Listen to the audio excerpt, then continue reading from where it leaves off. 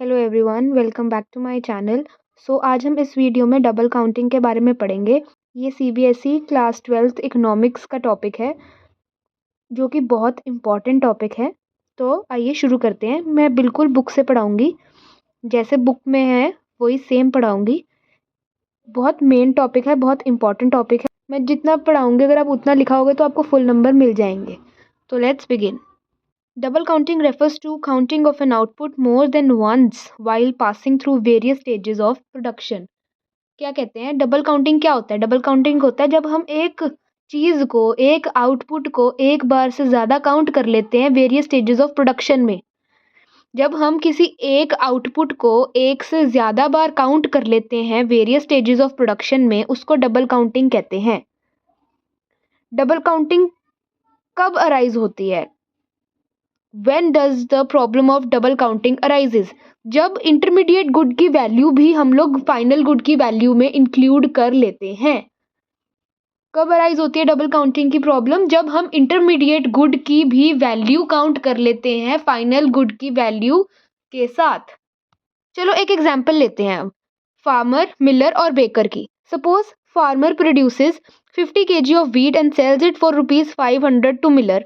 For farmer, wheat of rupees 500 is a final product.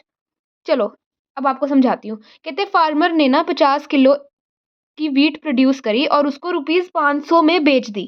50 kilo की wheat produce करके उसने 500 रुपए में मिलर को बेच दी। तो फार्मर के लिए फाइनल प्रोडक्ट क्या हुआ? वीट। ठीक है, फाइनल प्रोडक्ट उसके लिए क्या हुआ? वीट। और उसने कितने में बेची? 500 रुपए में। तो इसकी इंटरमीडिएट कॉस्ट तो कोई भी नहीं हुई, इंटरमीडिएट कॉस्ट तो उसकी जीरो हुई, और वैल्यू एडेड कितना हो गया उसका? 500। ठीक है, 500 में बेची किसको? मिलर को। तो मिलर के लिए वीट एक इंटरमीडिएट गुड हुआ। उसने उस वीट से क्या बनाया? फ्लार। और उसको बेकर को बेच दिया 700 रुपए में। कितने रुपए में बेचा? 700 रुपए में। लिया कितने में था? 500 में खरीदा था, 700 में बेचा। कितना प्रॉफिट हुआ? 200। ये जो 200 है ना, ये है वैल्यू एडेड बाय मिलर। उसने 500 में लिया था, क्या लिया था उसने? 500 में वीट ली थी 500 में, और उसने 700 में क्या बेचा? वीट को कन्वर्ट करके फ्लार में बेचा। किसको?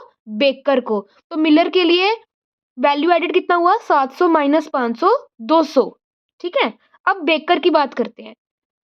फॉर द बेकर, फ्लार एक इंटरमीडिएट गुड है। ठीक है, बेकर ने मैन्युफैक्चर की ब्रेड। जो फ्लार उसने ली थी 700 रुपए में, वो उसने मैन्युफैक्चर कर दी, ब्रेड बना दी, और उस पूरे ब्रेड को उसने 1000 रुपए में बेच दिया कंज्यूमर्स को। ठीक है, ली कितने में थी? 700 रुपए में लिया था और उसको मैन्युफैक्चर करके 1000 रुपए में बेच दिया, मतलब 300 रुपए। तो ये जो 300 रुपए हुआ ना, वो इसका वैल्यू एडिड हुआ। किसका? बेकर का। बेकर का वैल्यू एडिड क्या हुआ? 300 रुपया। एक डाटा से इसको मैं आपको समझाती हूँ, एक चार्ट से समझाती हूँ आपको। फार्मर ने वीट बेची, ठीक है, किसको? मिलर को। कितने में? 500 रुपए में।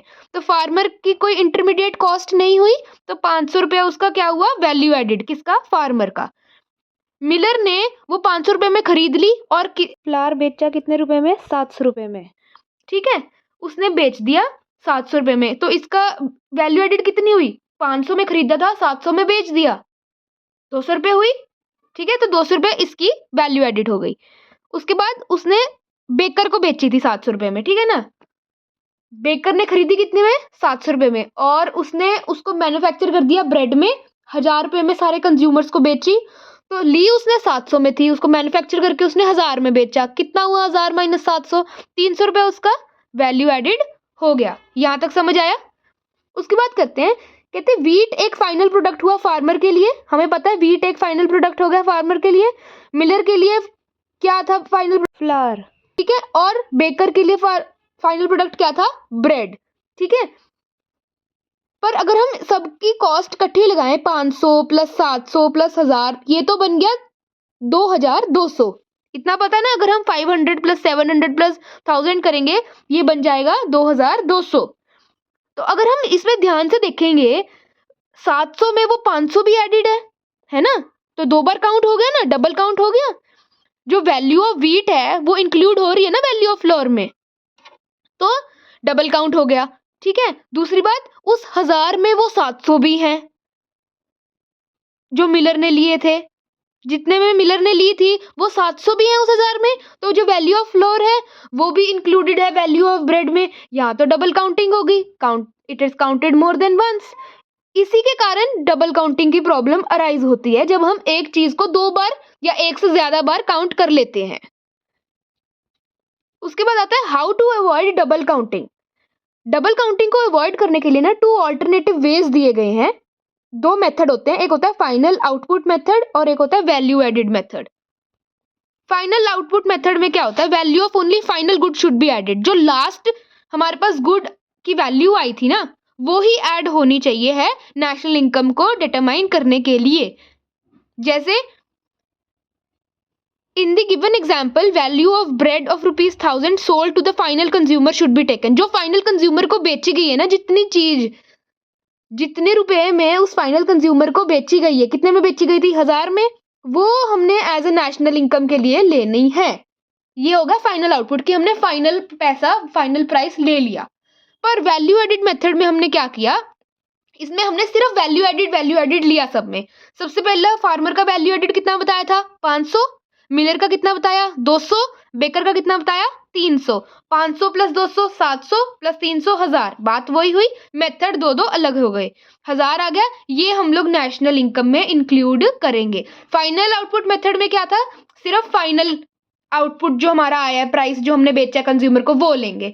पर वैल्यू एडेड मेथड में क्या था कि हर प्रोडक्शन में जितनी जितनी वैल्यू ऐड हुई है, जैसे 500 हुई थी पहले में फार्मर में, 200 हुई हमारी मिलर में, 300 हुई हमारी बेकर में, तो 500 प्लस 200 700 प्लस 300 1000। तो ये था कि डबल काउंटिंग क्या होता है, उसकी एक एग्जाम्पल, और हम डबल काउंटिंग को अवॉइड कैसे कर सकते हैं। अगर आपको ये वीडियो अच्छी लगी हो और अगर आपको ये कंसेप्ट समझ आ गया हो तो please give it a big thumbs up and subscribe to my channel for more such educational content. और आप भी मुझे बता सकते हो कि मैं किस टॉपिक पर वीडियो डालूं, तो फिर मैं आपको उस टॉपिक पर वीडियो डालकर आपको अच्छे से एक्सप्लेन कर दूंगी। Thank you.